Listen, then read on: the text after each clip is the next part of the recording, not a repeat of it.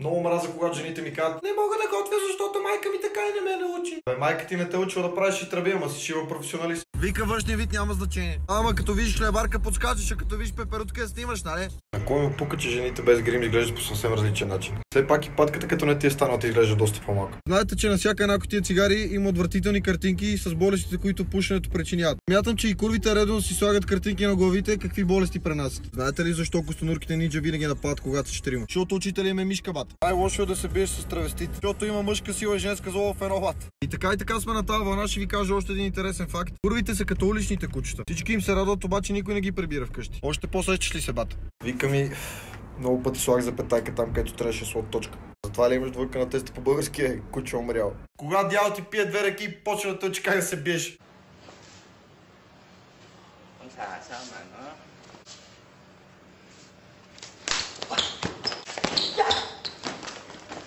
Идва при мен един дебел парцалчо, 2 на 2, ходи и грухти и гледа на кръв, бате, идва при мен и ме питат: имаш ли си приятелка? И аз: не. Вече си имаш. Ако приятелката ти каже, че магията между вас е изчезнала, най-вероятно и правят фокуси с друга магическа пръчка. Когато запалиш те, да и то рано сутрин.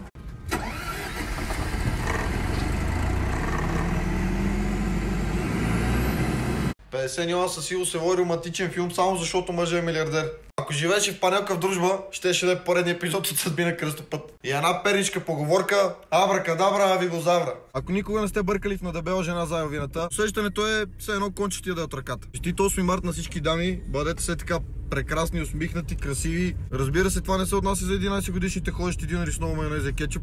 Вие, парцалчовци малки, нямате празък днеска. Искаш да ги пускаме с голфа? Няма проблеми, вади талоните. Сега тук съм до УНСС и седа си такъв, нали, пред университета.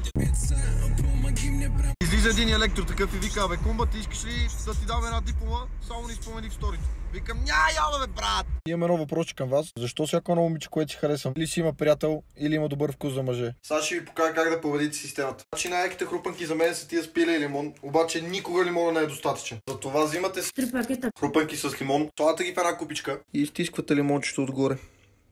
iPhone-чето XS е 2500 лева. За тия пари не алармата трябва да свири, врато, а трябва съвсем леко да смучи гениталите на собственика. Има въпрос към дамите: ако размера наистина няма значение за вас, защо няма вибратори по 6 см?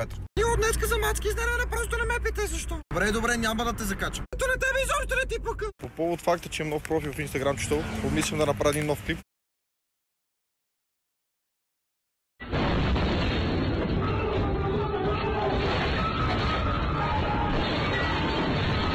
Ако се засмеете на това, отивате в ада.